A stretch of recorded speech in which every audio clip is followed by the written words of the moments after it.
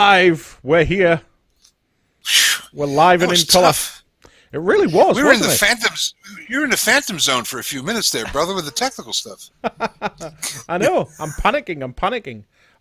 In fact, I'm still making sure that it actually has gone live. Life seems pretty good. We seem pretty good. Yes, it's definitely working. I can see myself on YouTube, and I can see you. Fantastic. How do I look? I mean, do you No, really you took want too me to long. answer that question? It took too. No, it's just showbiz. Fantastic would have worked. Fantastic. Hey, look, But- we've been locked up in our homes for like 2.5, 3 months. Nobody's looking well, that's fantastic at this point. No, and I'm letting my hair go to the, Larry Fine school of haircuts at this point. Absolutely. It's not Uncle Albert yet, but we're getting close. I love the fact that you keep using British comedy as a reference point Hey. for your facial hair. You know what? It's where a lot of our friends are, and it influenced my life. 5 years coming back and forth to England, had a lot to do with it made this happen. Because of our mutual love of the Man of Steel. Well, this is Excuse it. me. Absolutely. So we are back. This is episode 2 of It's a Bird, It's a Plane, It's a Podcast. My name is David Wallace. I am joined, as always, by my super incredible host, Mr. Peter Spellos. How are you, sir? How's everything in the lovely old England? Well, it's been a bit of a touchy one. It's a bit touchy all over the place, to be honest. Yeah, I stay inside because of it. Yeah, exactly. That's it. So we have people watching us. My wife has left a comment saying that you look beautiful. No, See, your wife's with the program, and even if she's lying to me, it's okay. It really doesn't matter. yeah. Well, exactly. She's a good egg. But interestingly enough, she's mentioned how beautiful you are, but nothing about me. You know what? She knows. She has you. And you're there. I saw the picture on the couch with you working. Excuse me. It's Yes. a lovely shot. Thank you very much. Yes, I was watching one of the subjects of today's episode, which we'll get to in a little bit. Do you have but first? Well, beforehand, I just wanted to very briefly touch on, because we are a Superman podcast and we're going to be talking about Superman for the next 90 minutes. I thought one of the things that we really need to talk about, I don't know if you've heard this or not, it popped up on social media yesterday, so it's been doing its rounds. It's a fairly big piece of news, not necessarily related just to Superman, but comic books in general. DC Comics has ended its 20-plus year relationship with Diamond Publishing. Yes, I did. Excuse me, having not been a comic book reader a lot in the last 20 years, I knew about it and read about it, but what sort of repercussions does it have for both DC and the industry? What does that mean going forward, and why are they breaking up the partnership now? Well, it's an interesting one. So, Diamond Comics, pretty much since the early 90s, have held a monopoly on comic books because, quite frankly, when it comes to comic books and comic book publishing, I don't think anybody else wants to do it, to be honest. Right. Diamond is the only game in town because who wants to publish comic books?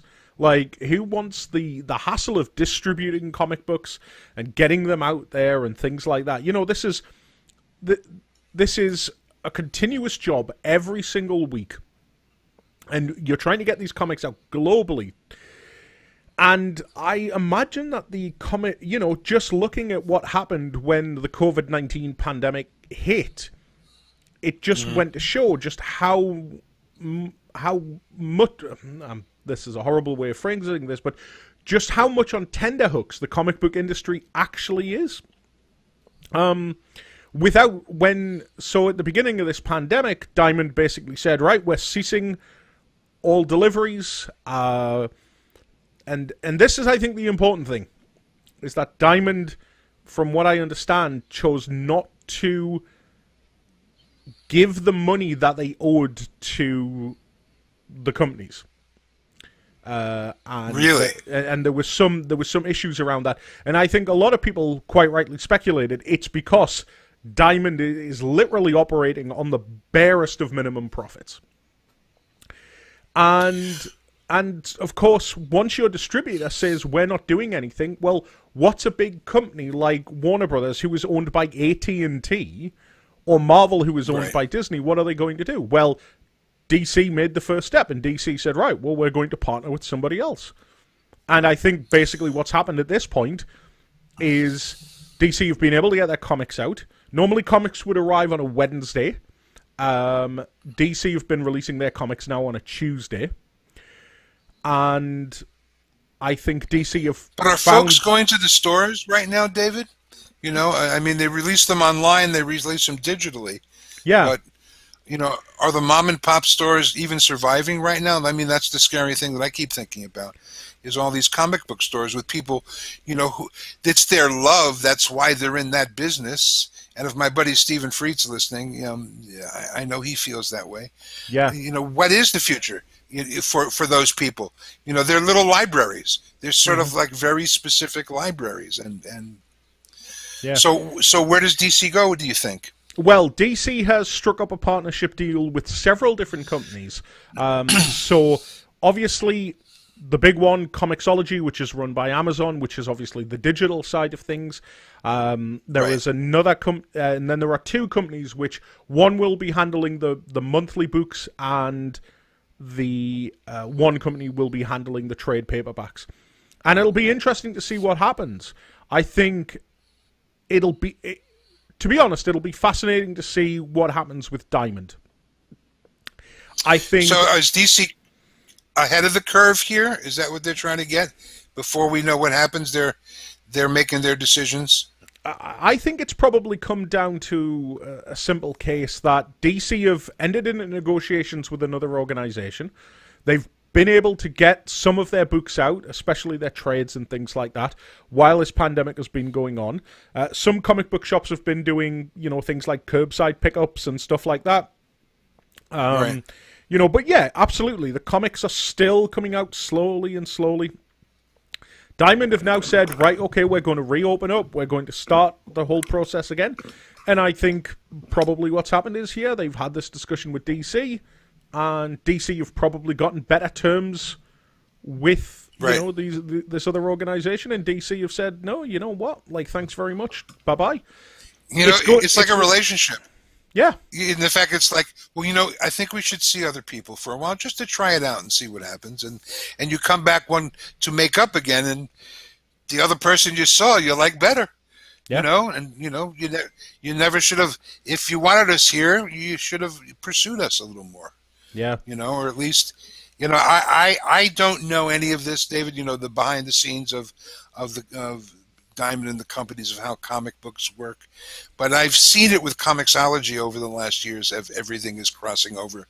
You know, the fact that I belong to DC Universe and yet I never read a comic book on there is because I am not from the generation where I'm from newspapers. The comics were something you collected, held in your hands, stacked in order, you know, so it's old horse, new tricks, at least for me. So I did with you a little bit. You know, what I get now is and it's Amazon.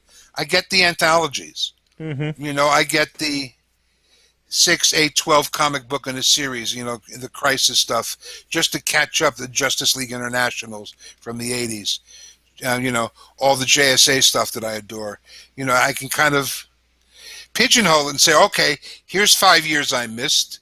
Let me just, you know, kind of dive in there. So, but I can still get the books in my hand. It might not be the comics, but the comics are within the hardcover. I guess it's tactile for me more than anything else. Yeah, I agree with you. I mean, I do read digitally, purely because of the fact that I like to keep up monthly, and I just don't have space for monthly books. So I'll read digitally. What are you reading? Well, as a matter of fact, speaking of, give me 2 seconds. And I didn't know that, but I just, you know, I asked you. This is a great segue. That's what I do. Segues are us. And first, I'll do a little monologue right now from the Fantastics. A lot of people. Oh, he's back. Okay. Right, I'm back. So, what have I been reading? Something that I just reread this week on a whim, just because it's great, and I would highly recommend it to anybody. This is Deceased, which you absolutely have to read, Peter. It's absolutely brilliant. Is that a bloody Batman on the book? Is that what that was? I couldn't tell. It is. Basically, it is DC's answer to Marvel Zombies. So Vampire Batman? Oh, no, that's a zombie Batman. Oh, Zombie Batman. Oh, fantastic. Yeah. However, Zombie Batman. Yeah, however, the way... Why do I need to read Zombie Batman, young man? Because it is so much fun. It's heartbreaking. It's heartbreaking, but it's so clever as well. Simply the way that they propagate the virus, the zombie virus, is genius. It's written by a guy called Tom Taylor, who is, for my money, probably one of the best writers out there at the moment in terms of delivering amazing books. But yeah, it's so full of heart and hope, and yet it is so horrible at the same time. Certainly a virus story is au courant at this point. You know what I mean? It is. Was this released this year? This book or something from the past? So it came out last year in single issues, and then it got traded towards the end of the year. But they have since the release of this book, they've released a 3-issue miniseries focusing around the villains of the DC universe. And what some of them were up to, some characters that you didn't see in the original series, and we have they've just started a new digital, bi-weekly, I think it is, digital series as well. Really fantastic, really fantastic. I highly recommend it. People might think, oh, zombies, they're a little old hat and things like that. But there's cleverness in this book. They're genuinely is. Yeah. Really is. And then, probably because of the fact that we're doing a Superman podcast, I kind of went on a Superman buying spree. Holy cow! Yeah. So did you? So see, you're not digital. You're the digital kid, and yet here you show me 8,000 Superman books in your hand. I think it's fantastic. I'll buy the monthlies, definitely, but when it comes to collections, no, it has to be in hand. So I haven't really read these yet, and that's kind of why. So I picked up Superman: The City of Tomorrow, which is Joe Kelly and Jeff Loeb. It's basically early 2000s Superman, so that should be a good fun read. Joe Kelly did. What was the Superman story he did? Somebody's going to tell me, I'm sure. It wasn't Truth, Justice, and the American Way, I don't think. I can't remember. But like some really good classic Superman in there. And then all of this is the first sort of 6 trades of the current Brian Michael Bendis Superman run, which has its detractors. That was well worded. It's fair to say that people aren't necessarily happy with the direction he's taken the character. We'll see. I'm gonna give it a read, and I'll report back once I've sort of gotten up to speed with it, because I was disappointed, let's say, I've read some of the stuff already, and I was disappointed in the direction that he took. But I'm going to give him his due, because I've been sort of periodically dipping in and seeing what's been going on, and certainly some of it hasn't been to my taste. But apparently, so let me ask you something. Turn a corner. When you do that, when you have that moment, do you think to yourself, "Oh, well, Superman wouldn't do that"? Is that where that goes?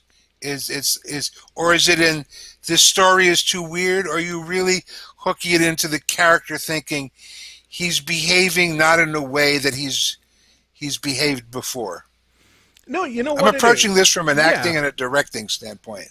So, I think I'm happy to give people their due. I think we talked about this a little bit last week, but if people weren't around for last week's episode. And by the way, we're going to get to Superman on film, everybody. Don't worry. Yeah, we are. Don't worry. We've still got another 60 minutes here, so we're all right. Yeah. We got plenty of time. I would say that I don't necessarily have... I've got my take on Superman. Like, if I were going to write a Superman comic, I know how I would approach Superman. Right. But if somebody writes a Superman comic that doesn't necessarily approach a situation the way I would have done it, I don't immediately recoil in horror at it. You know, that's why I can sit there and I can watch Man of Steel and find just as much appreciation in it as the 1978, Richard Donner Superman movie. It's because comic books change. They're constantly being reinvented. People are constantly playing around with different ideas and things like that. And as long as you don't fundamentally break the character, so we literally talked about Deceased there by Tom Taylor. Now, Tom Taylor, like I got to know Tom Taylor through his Injustice comic. That comic book literally has Superman as the main villain of the series. Superman has gone through a horrifically tragic event, and has broke and has decided that he is going to fix the world. And so from his perspective, he's the good guy. That sounds like Ultron. Yeah, but in doing that, he freezes, one of the things he does in that series is he freezes Billy Batson's mouth up with his cold breath and then basically uses his heat vision to burn out his brain. That is Superman. Not Superman. No, it's not. Not Superman. It's not, but I can accept it as a what if. Because I still have my Superman, I got a lot of problems with what ifs because, first of all, it's wonderful in the sense of what if you're riffing on a theme. You're being creative on something that's creative, but not all things that get created are good. Just because you can doesn't mean it's viable for the art or the character or commerce or who knows what your mistress is. But I just think some things. Why? Why? That's the question I ask. Why make Superman a murderous killer when he's not? And see, now I'm speaking like I know him, because I'm going by what has been the history. I think you're intrinsically changing the character. I would imagine, and I don't have the same feeling about this, is that people have the same feeling about James Bond over in your side of the pond. Yeah. About how Bond has changed over the years, and people get, that's not James Bond. James Bond wouldn't do that. They have a personal accountability towards the character. So I'm with you, David. Superman does not freeze dry somebody's mouth and then blows his brains out. No, that's Batman. That's Batman, boys and girls. Well, hold on a minute. We're getting into an argument about Batman killing. No. I was just asking you because I unless he's depicted in a movie, in which case he's free to kill. You know which Batman didn't kill? George Clooney. George Clooney didn't kill. You're right. And yet the original Batman in the comic books had a gun. Isn't that weird when you look back at all that early stuff? But that's it, though, isn't it? Like, it takes... I mean, it has taken 80 years for us to get to this point with Superman. Now maybe you might say, oh, well, the character really hasn't changed that much in, like, let's say the last 25, 30 years or something like that. He's been pretty much consistent. But now, in the last couple of years, he's become a father. And that changes the character even more. It moves him forward slightly more. It opens up possibilities. It does. Well, you couldn't do Superboy as a flashback anymore. You couldn't have a Superboy comic book like they used to have when I was growing up. I think there is where the character is evolving with the times and the writers and what's happening in the writers' lives.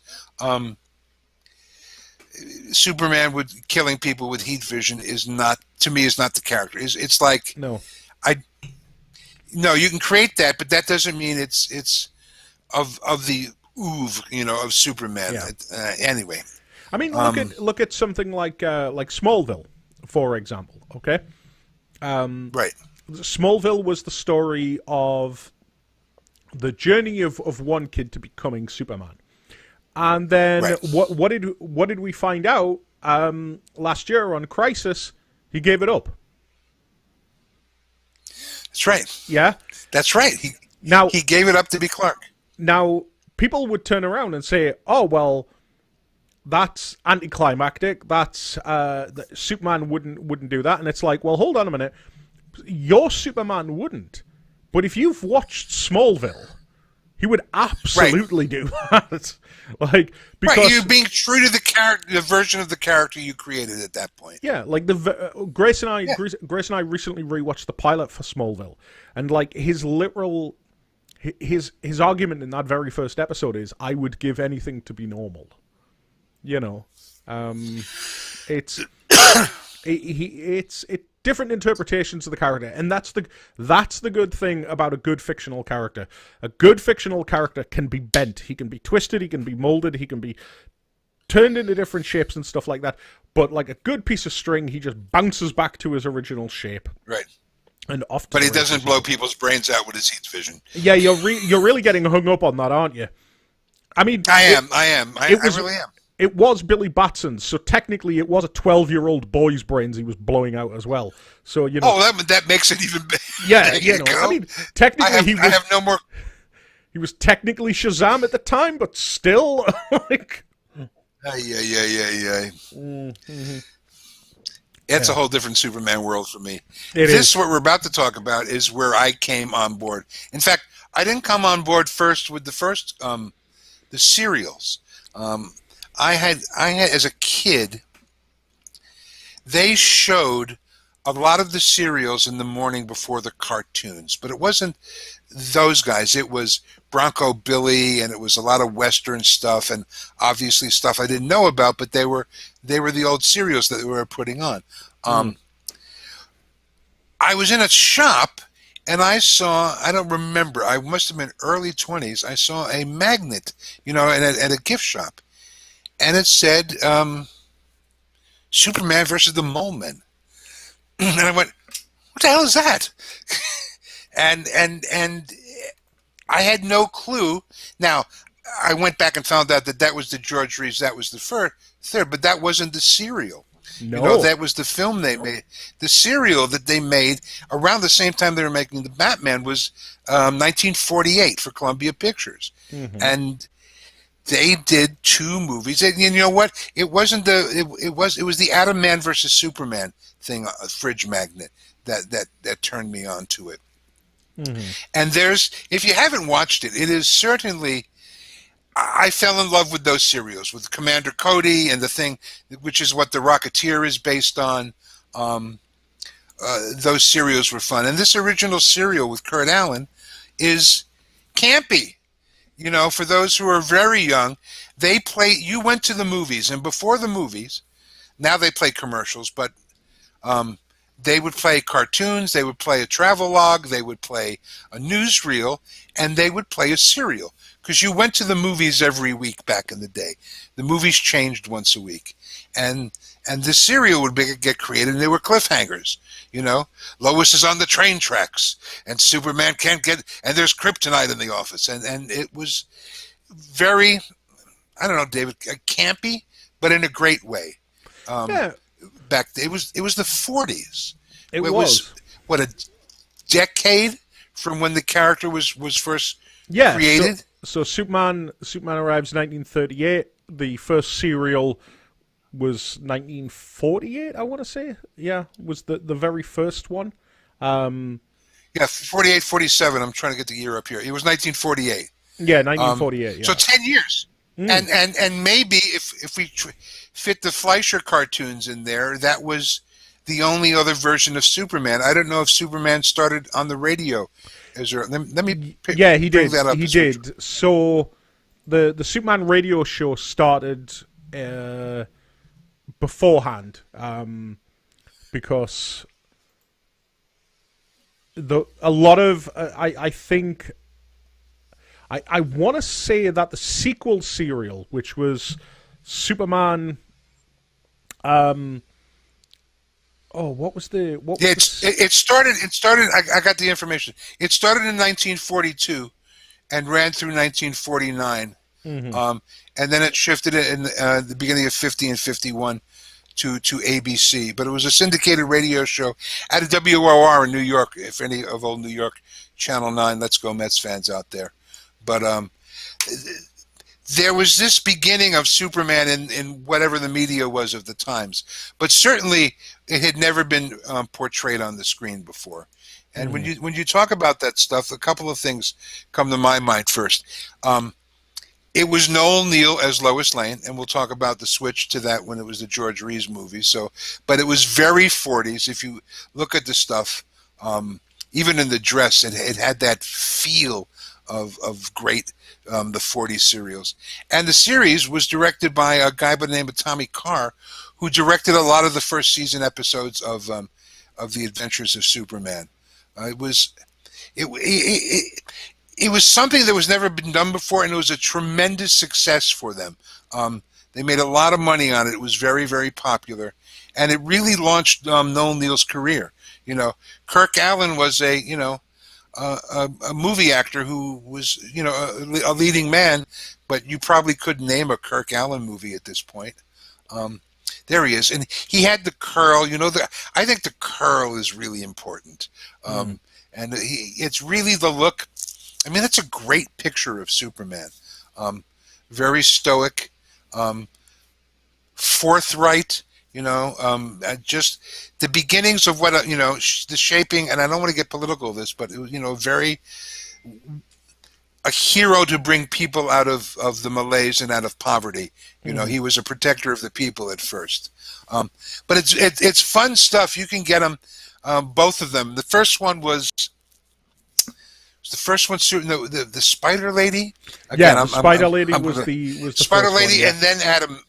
and then Adam Man versus Superman, and then they made the movie that I was introduced to on the television show. They made Superman versus the Mole Men, and it was the first. That's a great picture. It was the first Superman feature. Okay, it was made in 1951. I believe the TV show began later that year. Yeah, they literally wrapped Superman and the Mole Men and then went right into production on the New Adventures, or the Adventures of Superman. Yeah. And again, it was, if I remember correctly, and I don't have the info in front of me, that was the two-part episode that ended their first season in black and white. That introduced it on the television show. I'll tell you a couple things. As a kid, it was a very scary episode. The Mole Men, they were scary little creatures. I mean, when you're 9 years old, things coming out of the ground is scary. And that Superman movie, and the first season and a little bit of the second season, and we'll talk about Adventures of Superman later, was very dark. But it had a wonderful, I think the toughest version of Lois Lane, Dame, 40s reporter, was the Phyllis Coates version. She played the first season. If you watch the first season of AOS, it's very dark. Superman doesn't do a lot of things till the end. It's very much a crime drama. But she's terrific. Talk about hard-nosed reporter. She was the hard-nosed reporter. Different than Margot Kidder, certainly different than Terry Hatcher's, and again, it was of the times. She was a dame in a man's world and didn't put up with any of the crap. So I tell you that story so I could tell you this one, as a comic once said. I was at a collector's show in Burbank, California. I don't know, 25 years ago. My buddy Fred Olin Ray, a film director, had the table over there, so he got me a pass to come in. And it was one of those early collectible shows 25 years ago. Conventions weren't that big yet. It was in a hotel ballroom, so much like the way the Transformers has it. There was vendor tables all over selling VHS copies of movies that you couldn't get. You know, it was that bootleg Captain America film that Roger Corman did. You could buy that on a table, and all kinds of comic books. And they had celebrities that were not in their peak anymore. You know, like Dawn Wells from Gilligan's Island, but people recognized that you'd want to speak, and a couple of starlets, young, you know, sexy girls from movies. And there was this woman, very attractive, but grandmotherly, you know, silver hair. And I was walking down the aisle, and I looked down, and it says Phyllis Coates on her placard. And I went, oh, it can't be. And I walked up to the table, and me being the dick that I am, and that's a medical term, by the way, I said, you're Lois Lane. And she laughed, and she was terrific. We talked, and I said, thank you for my childhood. And I really said that sentence in particular. I said it was such a huge part of my life, and I'm going to show you a picture in a minute. And my mom, you know, when she passed, I still have my Superman costume that I'll pull out one day and show you, David, from when I was a little kid. And it was just really a part of my upbringing, because who I became, a person who wanted to take care of other people, it was very influenced by Superman. And I got to say thank you to her, and she was wonderful. And of course, it's a Burbank event, so you paid for your autograph. You know, you didn't pay for the story, but I don't know if you can see this. I'm trying to put the autograph part of it as close up as possible, but you know, David, 99% of the autographs I've been on, I've been the one giving, not receiving. And I don't think I have any autographs framed but hers. But you know, there was Lois Lane, David. I got to say thank you to Lois Lane. Now, you know, as an actor later on, I got to work with Terry Hatcher as Lois Lane and get killed. But that's stories for that. But so I have a real connection to that movie, which I learned about watching the TV shows. But have you seen it in a while? Has it been a long time since you've seen it? What, Superman and the Mole Men? Yeah. It's been about 2 hours. Oh, fantastic. I prepped for this show.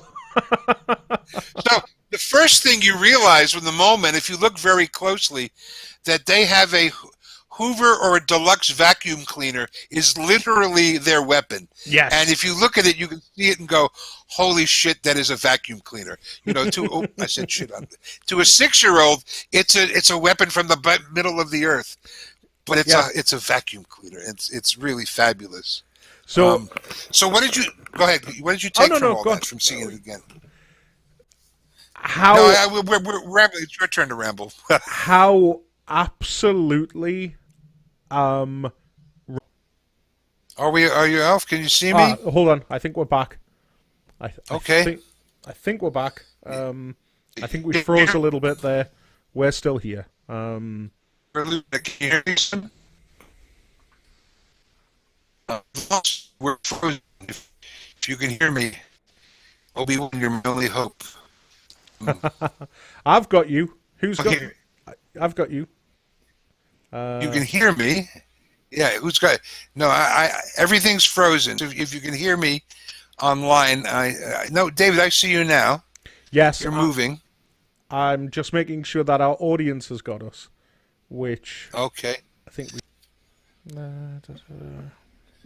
To all our friends out there, we're learning about that. And when I say we, I mean David. I can hit my mark. Right. If we are live right now and you're listening to him going and me just clicking through things, I apologize. We're doing the best we can here. I think we're all right. The kids are all right. The Who sang that originally. I think we should be all right. All right, we're hoping Okay. we're back. Okay, I think we are. F- I think so. okay. Um, Forgive us for the hiccups. We're trying to. This is all new, David. Correct? yeah, yeah. Everything's fine. We're alive. Right. Okay. Where were we? Yes. So Superman in the moment. Like I say, it's been a few years since I've seen it, but rewatching it again this afternoon, just in time for today, it really struck a chord with me in regards to everything that's currently going on in the world at the moment. Now, I don't want to get too dragged into politics or anything like that in regards to what's going on, but this was a story written in the 1950s, and the entire premise of the story is a bunch of people show up who are different, and because they are different, they are systematically hunted down, and we go from everything from one of them being shot by a lynch mob, another one being threatened to be lynched, and as a result they retaliate. And Superman It's a has Cold to step War in. parable as well, David. You know that. Yeah, absolutely. You know, what was going on with Russia and America, but you're right about the fact that that this town behavior, that's going on in all over the world right now, is certainly echoes in that movie to what's happening today. Yeah, but going back to to be honest, it's a great movie. It's 70 minutes long or something like that. It's not a particularly long movie, but I really do like it. I really, really do like it. And going back to what you were talking about there about Phyllis Coates. Phyllis Coates is brilliant as Lois Lane. Absolutely. Right at the beginning of this movie, she has such disdain for having to go to the back end of nowhere.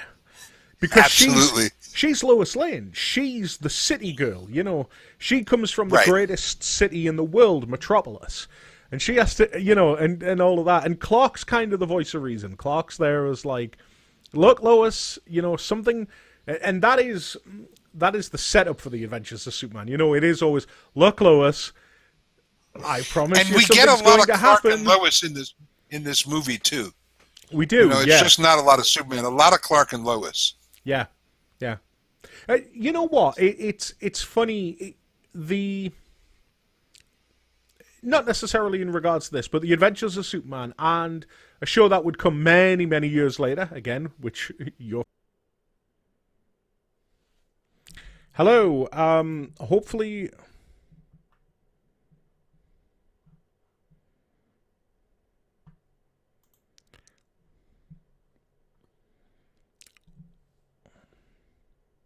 Hello, everybody. Welcome back. I do apologize about the slight technical hiccup. We're just looking to try and resolve this as we speak. I am waiting for Peter to arrive back. He is back, everybody. Let me in.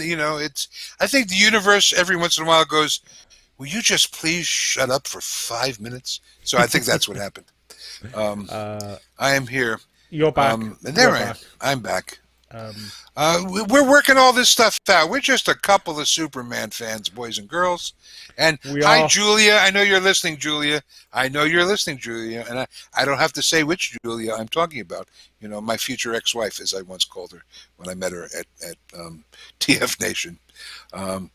Where were you, Dave? I lost 10 minutes. Yeah, I do apologize. Like I say, technology is not necessarily our friend all of the time, but never mind. I can only assume... a snack. I came back. I can only assume that Brainiac is not enjoying our conversations here. No, not at all. Anyway, so, going back to what I was saying before I was so rudely interrupted.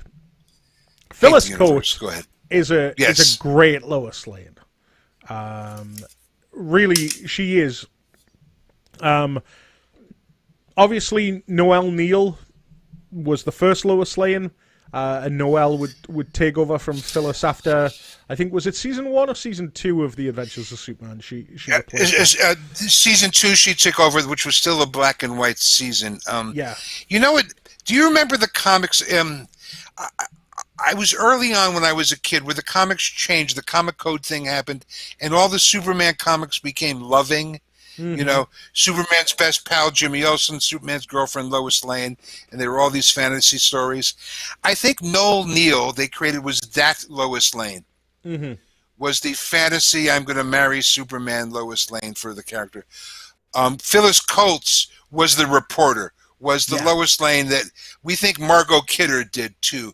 Hard-nosed story. It's about the story. You know, everybody works for her. I'm a much better reporter than Kent.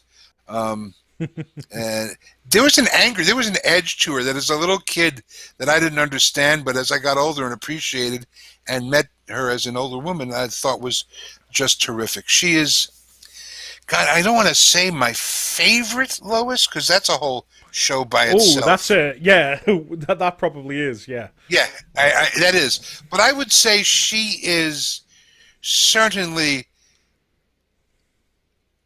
part of the mold. You know, you have to discuss Phyllis Coates. So first of all, it's so... Look at that picture. It's from the movie. It's the end of the movie. They're looking off. Life is hopeful. She's beautiful. I mean, she reminds me of my mom in that classic 40s eyebrows and red lipsticks and earrings and the hair. It's so, you know, it was 51, but it's still the 40s. You know, the 72 was still the 60s. So it's that look. He's a stunningly good-looking leading man. And if you read about all the stuff he was in and Gone to the Wind and all the pictures that he was doing, and we'll discuss his career when we do the AOS show. But that's Superman and Lois. That will always be, you know, to me, my Lois Lane. This will be Superman and Lois when the little kid got to speak to Lois. So I have a special place in my heart for that series, David. Really, my introduction to all this, but that it reminds me of my childhood. You know, there's a very, you know how cinnamon and nutmeg, you know, how warm spices give you that warm feeling at Christmas time. You know, that's what this gives me. You know, that's a place. If I'm not mistaken, it looks like they shot out of Vasquez Rocks for that, where I did a couple of B movies. It's a famous location. So I mean, that's, you know.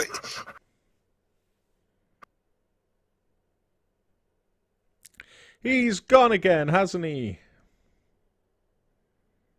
If I was to say what's your favorite Superman, I would say,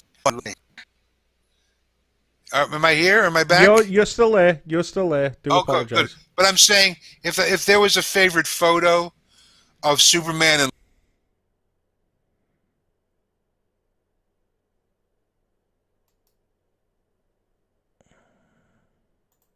Lois, you know, that's why I put the two.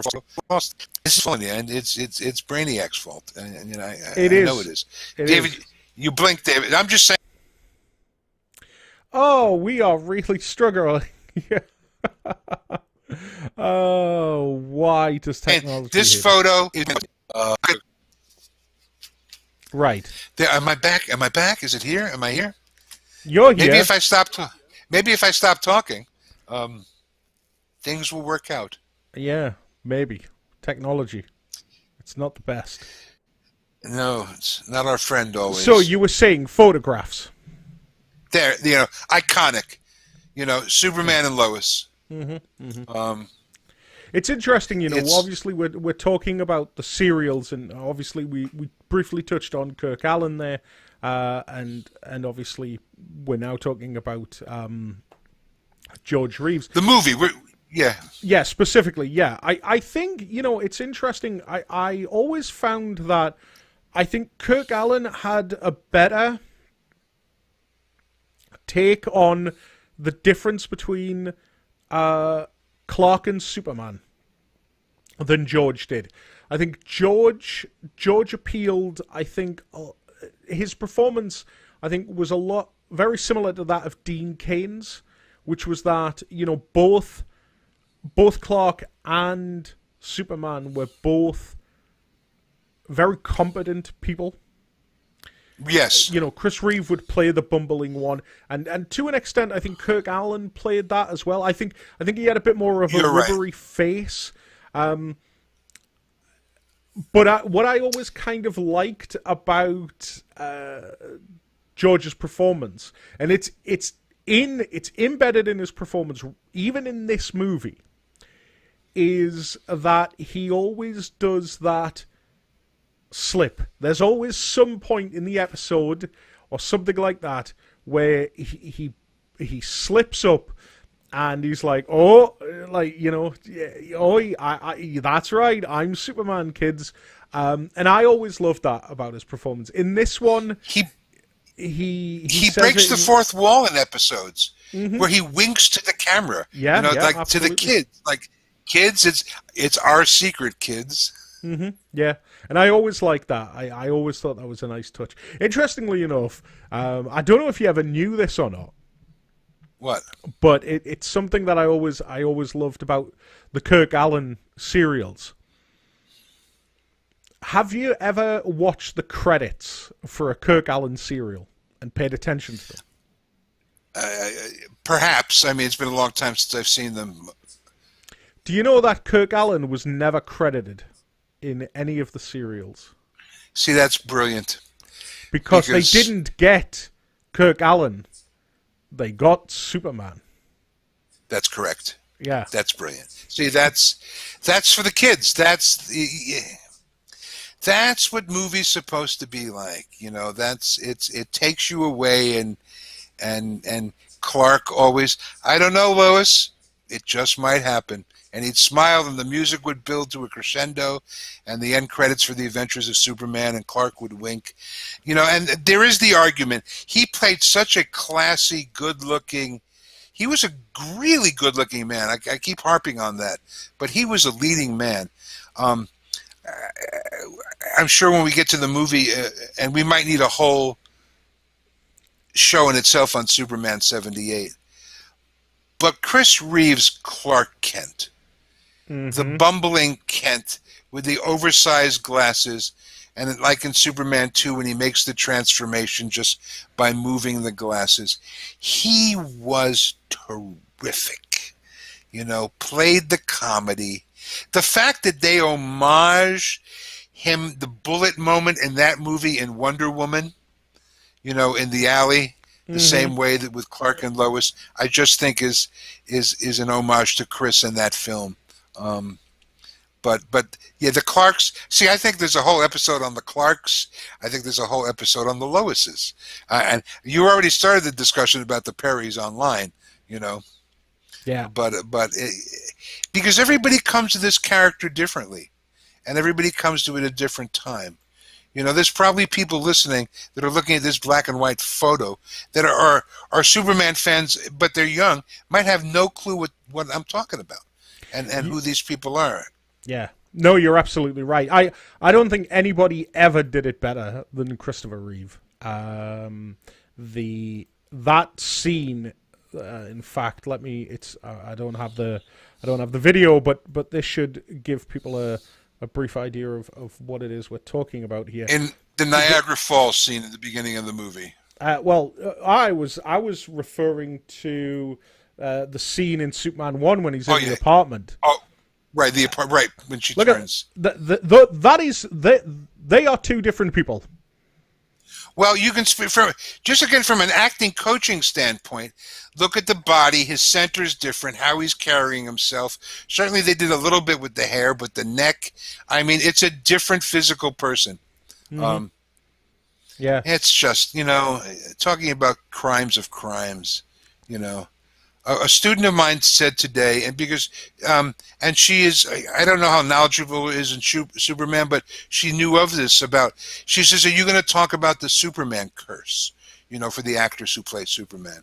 And I thought, two people with a similar name died, but I don't think there's a real curse to doing that, because in the end, look at the great things that Chris Reeves' foundation did for the world, and you know, Dean Cain's doing fine, you know, and all the people who voiced, was it Tim Daly who voiced him in the Tim Daly, yeah, you know, everybody's doing fine. I don't think it's a curse, and believe me, we will have I think there's an episode on Hollywood Kryptonite, the book, and Hollywoodland, and the alleged suicide of George Reeves, and all that stuff.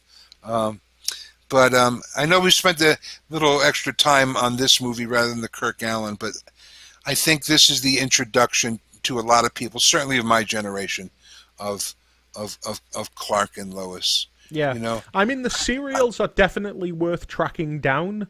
And watching much better than the Batman and Robin serial, by the way. Those are really funny. You got to watch, because it was Batman with the real pointy ears. Back then. Yeah.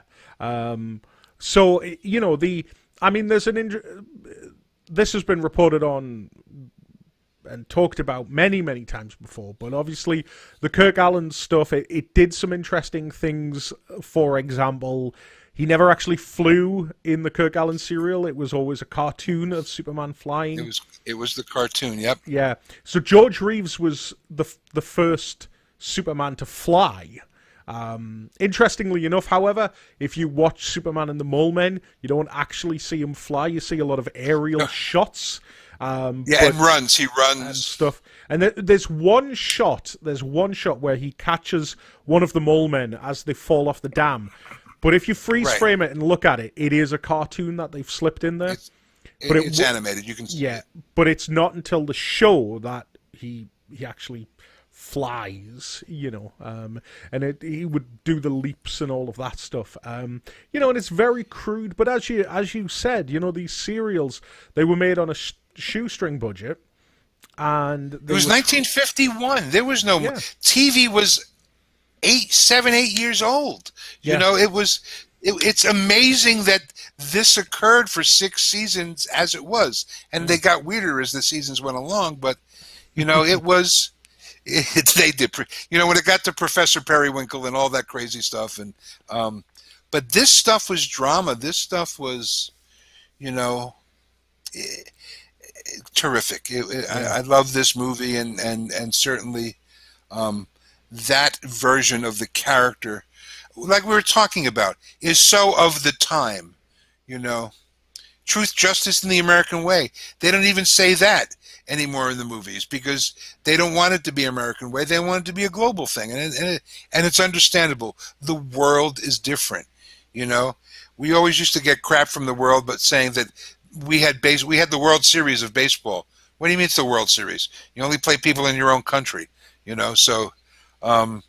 The worldview is different, so I guess, you know, David, and it's something that I'm reticent to even admit sometimes, but the hero has to change.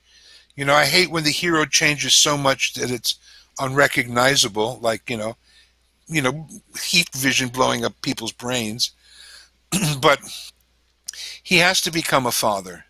Otherwise, you're telling the same story for 100 years, you know, and it has to grow, and as long as it grows, God, see, here we are again talking about, as long as it grows within the realm of what I believe the character to be, you know, everybody has their opinion of that. So it's. I hope people listening, and I don't know if we've got any questions on people online today, but I hope, and I think all the people who have joined us, and we're like 370 people now on the page, dig Superman like we do as fans. Well, I hope they do. Otherwise, they've got some explaining to do as to what they're doing on the Superman page. They've just come for you and your beautifulness. No, and you. No, it's the combo platter, young man. Don't you ever forget it either. Well, that's it. It's definitely a 2-for-1 deal, though. And they get a big plate of dinner with us. Yeah. Well, I demand a big dinner, to be honest. So I don't this doesn't come cheap. No. But yes, so I agree with you absolutely. I think, you know, the early Supermans, and we'll save the Adventures of Superman for its own particular episode, but these early movies, you know, they really captured, the spirit of the Superman that was being portrayed at the time. And he was, you know, envisioned back in 1938 with Siegel and Schuster. You know, he was that crusader for justice, and that's perfectly encapsulated in Superman and the Mole Men. This is around the time that they're doing the radio show, where it's Superman versus the Klan. Right. That was what was going on. As you say, there was the Red Menace, the threat, all of that stuff. And what Superman was saying was, don't rush to conclusions. Don't go half-cocked, and don't attack people just because they're different.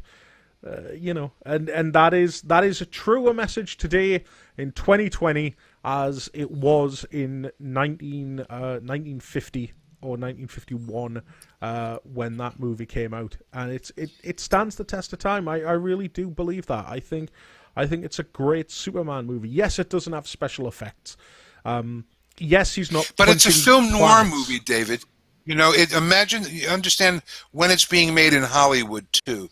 It is it is certainly a film noir detective film. It almost plays as a Detective Comics. Do you know what I mean? In that sense, even the music. If you listen to that music, it's very everything on the edge. I think it's the Superman movie of its time.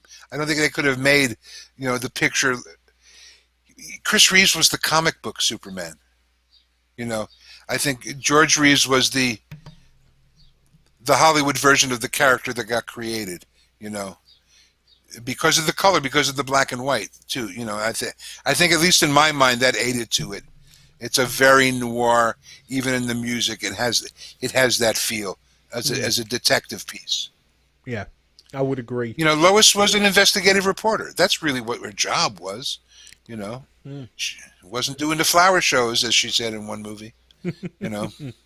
No, very true. Right, so we're going to move on to some questions. So if you have any questions and you want to talk about Superman, then please feel free to drop them in the chat, and we'll be more than happy to answer them for the next 20 minutes or so before we wrap this sucker up. But before we get onto that, and while you're composing your questions in the chat, one last thing that I just want to say in regards to Superman and the Mole Men and all of that is, if you have it's downstairs actually, the Superman box sets, it's on there. And definitely go check it out. It's definitely first season. It was a 2-part episode, first season, so it's definitely on that first DVD. Yeah, absolutely. Okay, so questions, really? Questions. Fantastic. Well, I'm waiting to see if we've got any. And people have been chatting away, so Can you see their name if they ask a question? I can, actually, yeah. Oh, cool. Come on, ask some questions. Well, Storm Media, Storm Media has said, I'm not a fan of Superman, which is unbelievable as far as I'm concerned, but here to support us, so thank you very much for that. And I hope you found... So who is he? Do we know who he is? Well, he calls himself Storm Media, but I don't know who he is. Okay. Oh, look! Haha! The box set. My wife, there she goes. That is, you know what? Why I love Gracie so much is that she knew I love you, and that you made sure she made a cameo. And she was going to make a cameo. Absolutely, she's terrific. My wife, as you have said, many a time in regards to acting, she knows where the camera is at all times. At all times. Yeah.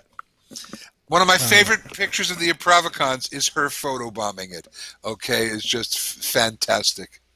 Hi, Gracie. Questions? Anything? Well, Joe Powell wants to know, Peter, can you say Superman the way David says it? I didn't know we said it differently. Did David say it? Superman. Superman. See, these aren't Superman questions, Joe Powell. You're literally treating us like trained monkeys. Which I'm an actor. Say it again, David. This is a good train. I would do this with my students. So say it again. Yeah. Okay. Superman. Right. We have. Joe Powell, Joe Powell, I want you to remember this.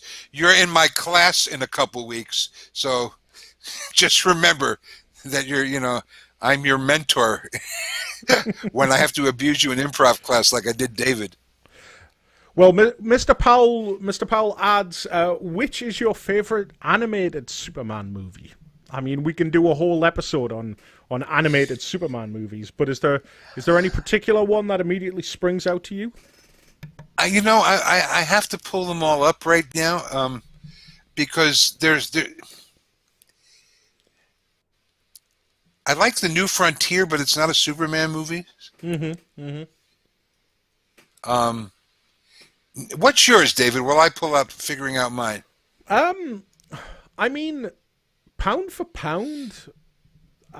What That's if we good, had? I love that line. Superman versus the Elite was great. It was a great Okay, movie. so I did like that one. I thought the Elite characters were interesting. Yeah, which Didn't we just have really, one with really tries to sell the reality of what the difference is between Superman and the more grimacing dark superheroes that people would tend to know.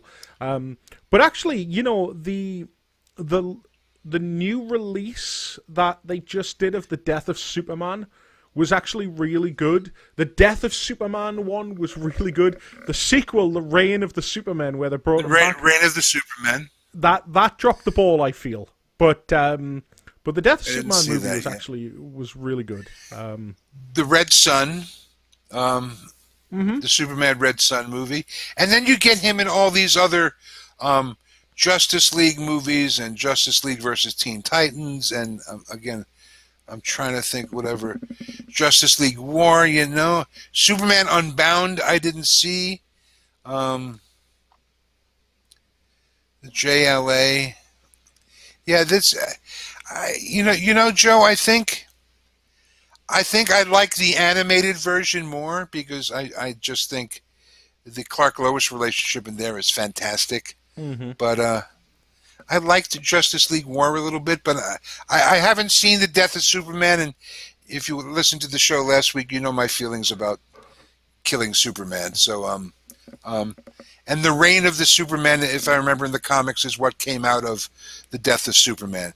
Steel and the Superboy, right, and all that, and Superman Prime, which I don't even know what that is yet. I have to figure it out. I don't even want to know what Superman Prime. Superboy Prime. Do you want me to explain to you what Superboy Prime is? Not today. I know Superboy Prime. I've watched enough Titans and Young Justice to put pieces together. Connor Kent. There's a whole other discussion. Oh no. Superboy Prime isn't Connor Kent. I know. I would. Yeah. He's the Superman. He's the Superman from the world where DC is a comic book company. Literally? Yeah. He is the only superhero in his world. But what makes him interesting is that he is basically Golden Age level Superman.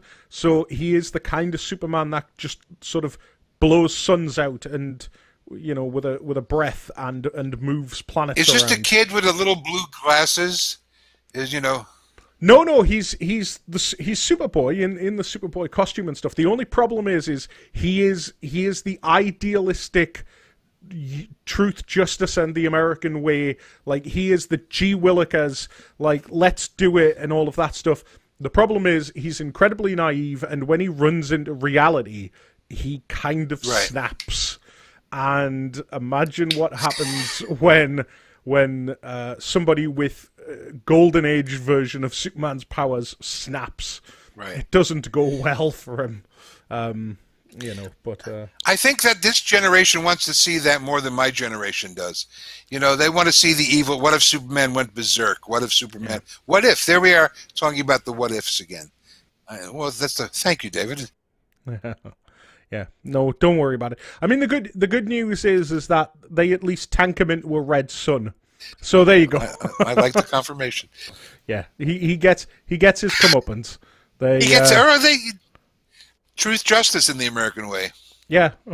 Well, truth, justice, and a giant sun. Yeah, like they. It takes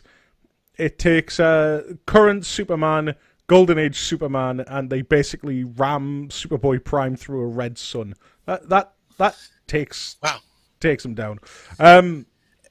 So we've got that then. I was joking. Right. Right. I think we're alive. Technology, man. Are we here? I think so. I think I'm yeah, here. We're here, and they will be here. All right, we're here. Good. Yeah, we're good for the next 5 minutes. Jeremy says, I haven't listened to all of this, but I love it. Has there been any talk about the excellent Superman versus the Klan books? I'm assuming. Wow, I haven't seen it. I don't know any of that, David. Yeah, so there was a new series that just came out over the last few months. Theatrical company. Right. Okay. Yeah. So I think we should be okay. I'm hoping. Why David figured this out? I just want to say thank you for. Yeah. I'm the old guy. I'm the old Superman. Right. Okay. I think we're back. I think so. Yeah. Right. Okay. Let's just give that a try. And right. Okay. Technology. I hate it. Right. Okay. I think we're back. My goodness. Peter's fallen asleep. So, I do apologize, everybody. We are really suffering here with technology, and I'm not sure why. This was working absolutely fine a few hours ago when I tried this. I'm back. You're back. I'm back. Right. So what we'll do is,